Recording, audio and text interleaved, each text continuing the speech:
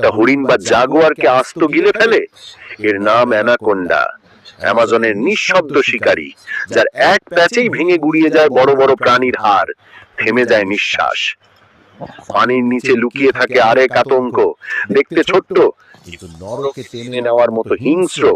এদের নাম পিরানহা। এরা একা থাকলে হয়তো তেমন কিছুই নয়, কিন্তু দল বেঁধে যখন আক্রমণ করে, তখন বিশাল আকারের জন্তুও কয়েক মিনিটে কঙ্কাল হয়ে ভেসে ওঠে পানির উপর। আবার জলের গভীরে আছে আরেক বৈদ্যুতিক বিভীষিকা, ইলেকট্রিক ইল, যার 800 ভোল্টের একটি ঝটকা যে কোনো শক্তিশালী প্রাণীকেও চিরতরে স্তব্ধ করে দিতে পারে।